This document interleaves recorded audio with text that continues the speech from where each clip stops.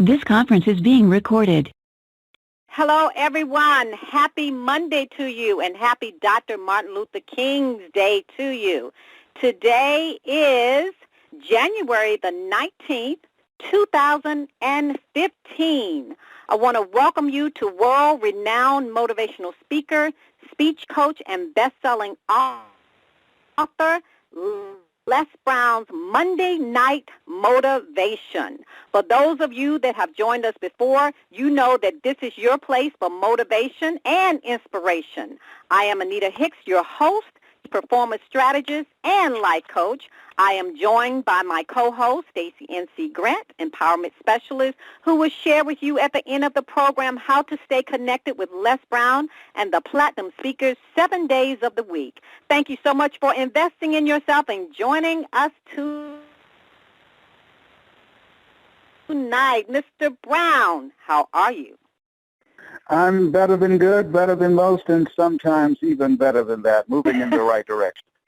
Sounds wonderful, wonderful. Well, happy Martin Luther King's Day to you, the day of service, and honoring such a great legacy. So happy MLK Day to you. Thank you. I appreciate that, and same to you and Stacey. And I'd like to thank all the people that's on the call with us tonight. I want to talk to you about, as we look at this day we celebrate,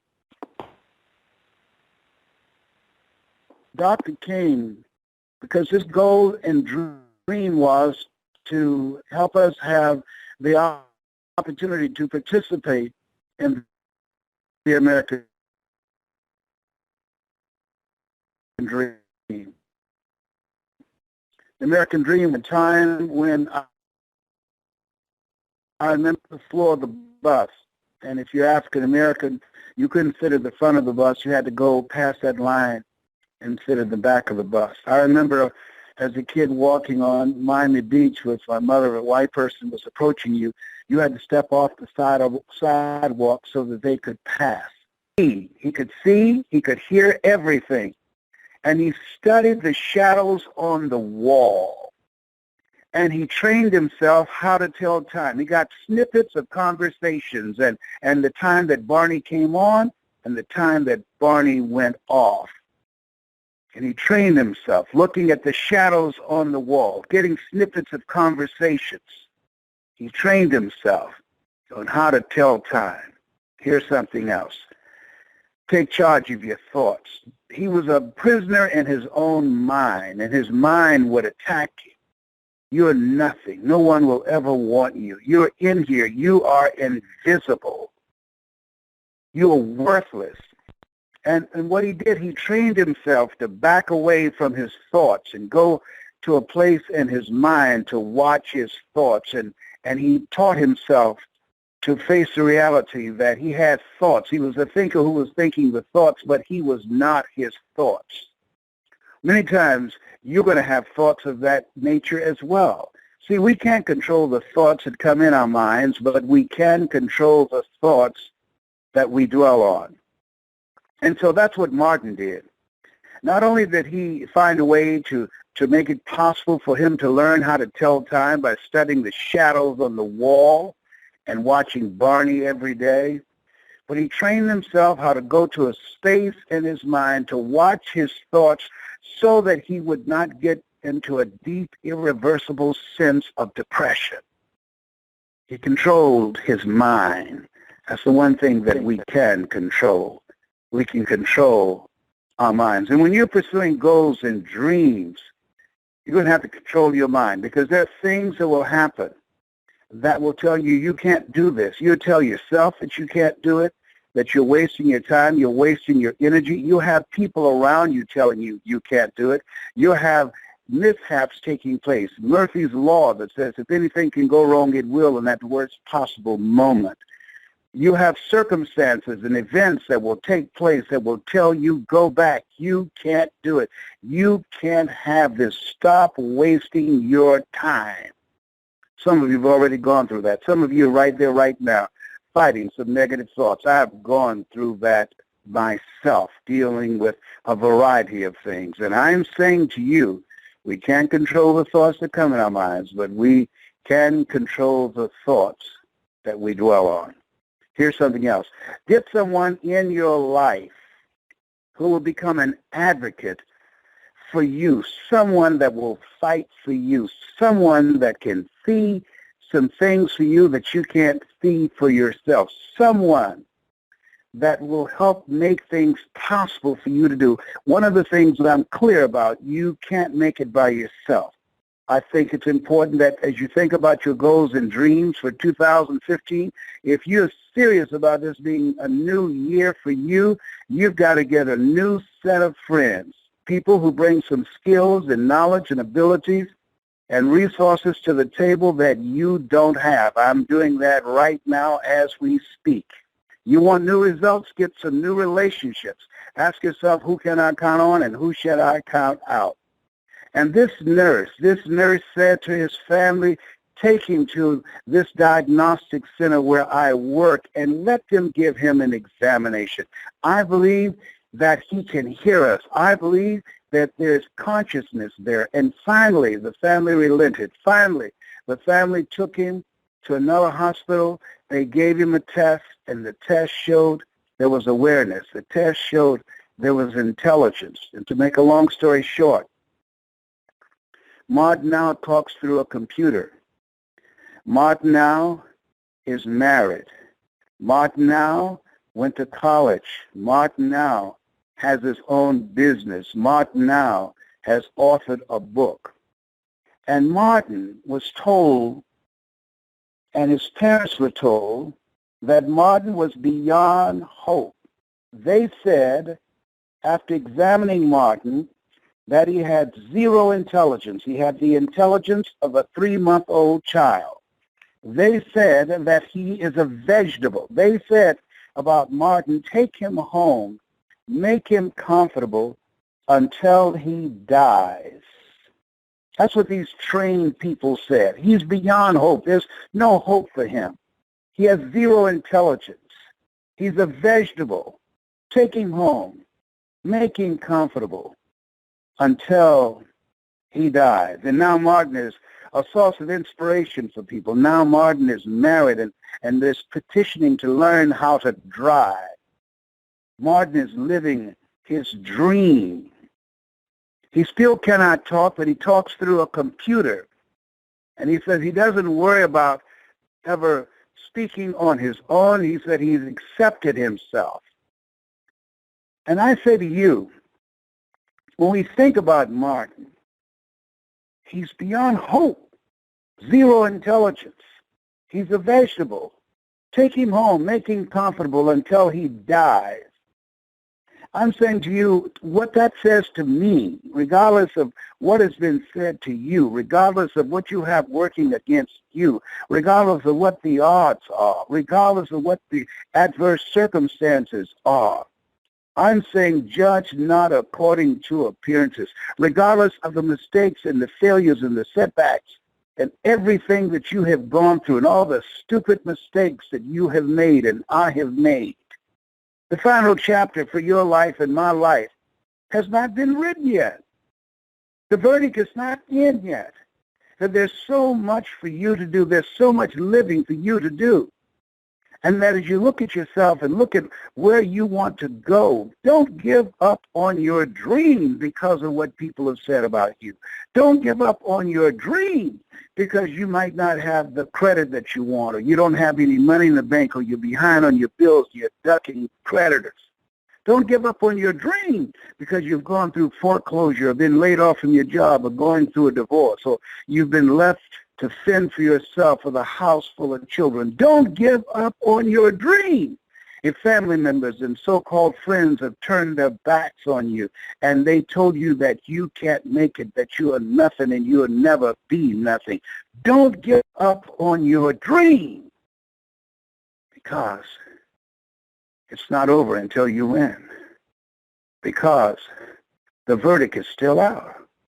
You have another chance. You can develop another skill. There's somebody that's waiting to open a door for you. They're waiting for you to knock or should show up. Don't give up. No. It doesn't matter. I heard a guy say something, when you're down to nothing, God is up to something. Don't give up on your dream. when you hold the vision of what it is you want to create, you'll begin to magnetize and bring into your life experience the people, angels. I believe in angels. That's what happened. A nurse looked at him and said, there's something there. Sometimes you need to take another look at your situation. Take another look at your life. Take another look at your relationships. Take another look at where you are. And out of that new vision, there could be a revelation. That new vision, an idea. One idea can turn your life around. One idea. You don't know yourself like that to give up. No one knows you well enough to say to you what you can't do. They don't know. They have not a clue of who you are. Eye has not seen. Ear has not heard, nor has entered the heart of mankind what God has in store for you if you don't give up on your dream. Dr. Martin Luther King Jr. went to Memphis, Tennessee, for garbage collectors who were striking to get better pay. He went there so that they would be able to earn more money to take care of their families. And his life was taken for garbage collectors. At least what you do unto these, my brethren, you do it also unto me. And as we look at ourselves in this time that many people don't have a clue of who he was and how he died and why he died, don't have a clue of the supreme sacrifice that he made so that you and I can live our dreams. I was talking to a gentleman the other day, and he told me about a lady who was at a deployment center.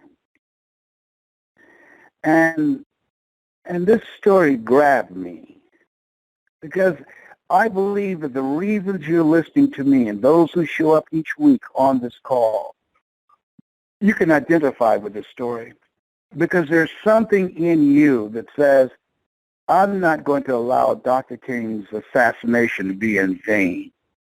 I'm not going to go through life living small and coming up with excuses on why I can't live a higher expression of myself, why I can't go for the big life and live a larger life, why I can't get outside of my comfort zone. I want to be one of those individuals that I can live my life as Helen Keller said, your life should be a daring adventure or it's boring. I want to live a life that's meaningful. This lady had just started working at this deployment center, and soldiers were being sent abroad. And a young man came up to her in uniform, and he said, ma'am, he said, I need to see a priest. Is there a priest available on the premises? And she said, I don't know. This is my first day here. Let me look around and see. And she left for a while and came back, and she said, I'm so sorry. There's not a priest or a minister here. He said, then let me talk to you. Let me tell you who I am. Let me tell you my story. Let me spend some time with you before I leave. And she said, no, you can't do that with me. I'm not qualified. I'm not a minister. I'm not a priest. I'm not a counselor.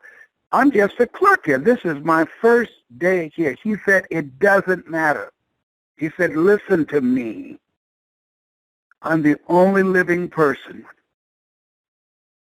in my family. Everybody else in my family have died. And when I go, if I happen to die in battle, if I happen to lose my life, I want someone to know.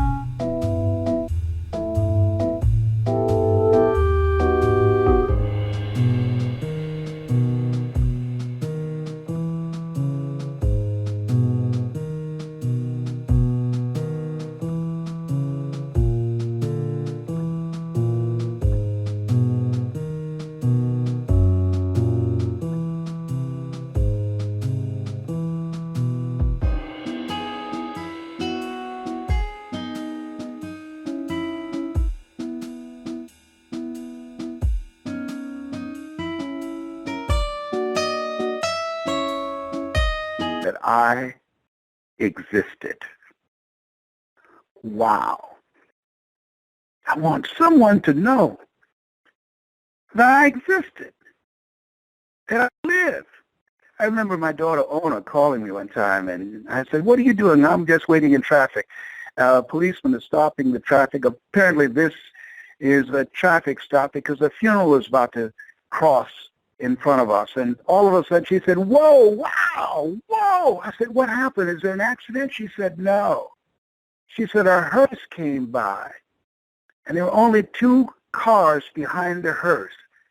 She said, "How tragic." She said, "When I die, I want my life to be so meaningful, Daddy, that there will be a long procession of cars. When I die, Daddy, I want the room in the church to be standing room only, because people will come out to celebrate my life and the impact of my life and how I live my life. When I die, I want people to know.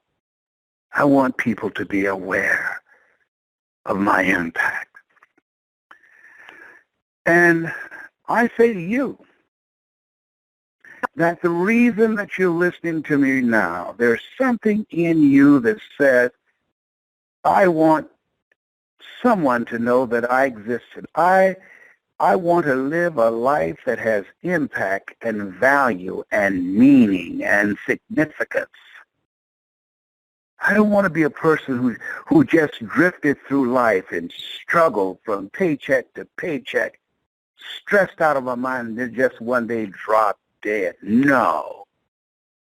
I want a life that will leave the world better shape than how I found it. I want a life that will be celebrated for its meaning and contribution. I want a life that Henry David Thoreau talked about, that we should be ashamed to die until we've made some major contribution to humankind. I want to live a life of contribution."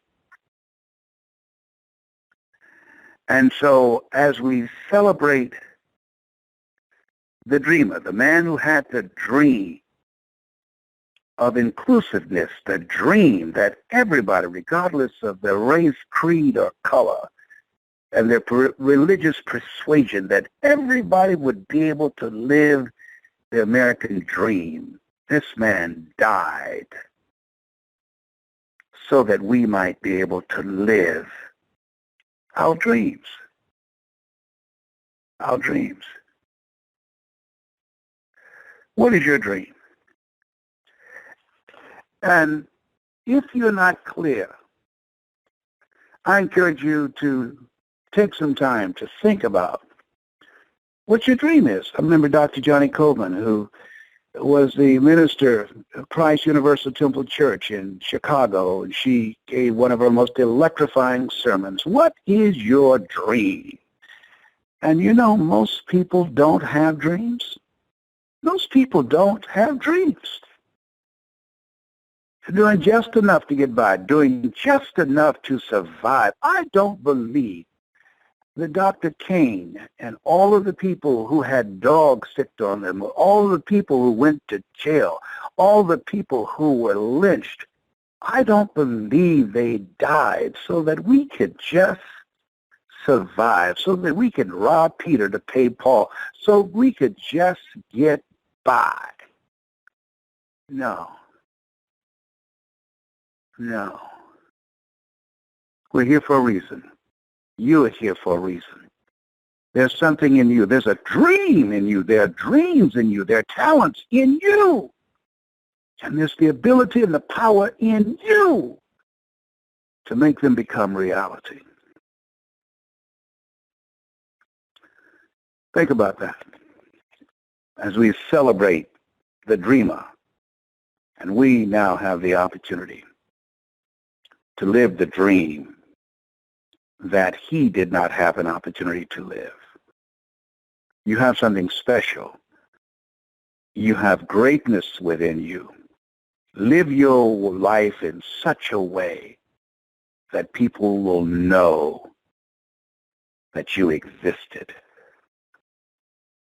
That's my story, and I'm sticking to it. Nita? Wow, Les, this is the other half of your Monday night. Dr. Stacey N.C. Grant is doing just that, living her dream, taking care of a little bit of business. So I am responding to this awesome message. I mean, Les, what you said was so important on so many levels, talking about the story of Martin and how you instructed all the listeners to go and hear for themselves just the incredible story. You know, as I heard you talk, Les, about your own experience and what you went through in Miami, and I'm just reflecting on this amazing weekend, going to see Selma, having my son today participate in an oratory contest in honor of Dr. Martin Luther King Jr. And Les, let me tell you, your work is so powerful. You know, I talk a lot about how the boys, because of what I do with you, they're so familiar with Uncle Les. But today, he shocked me. He wrote his own presentation, and he instructed the audience that every time he said MLK, they were to respond, make love known. And I watched in awe my 17-year-old son give a message today talking about the lessons that Dr. King taught, and not only what he taught, but how we put it into action. And all I could think about was, wow, when Dr. Martin Luther King looks down, when many of those whose names you don't know look down and can see a glimpse of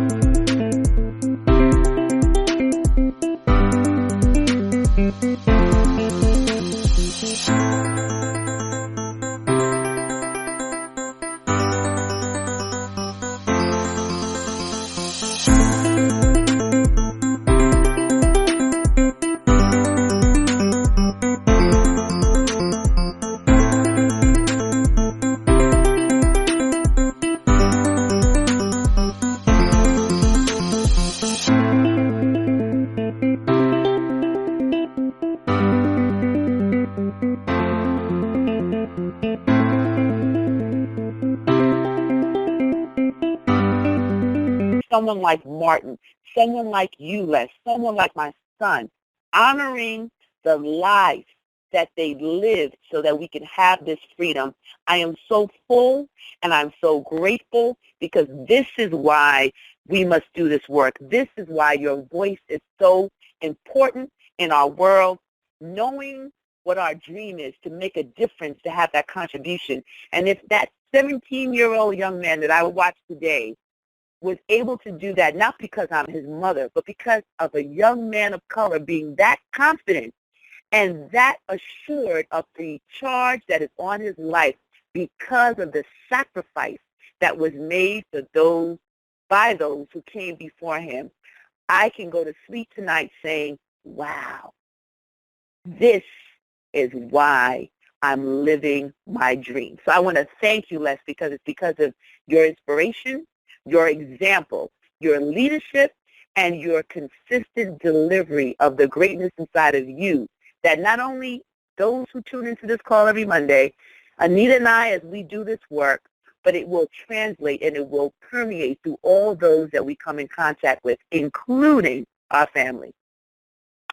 Yes, and you know, the good thing about what we're doing is that young people are watching.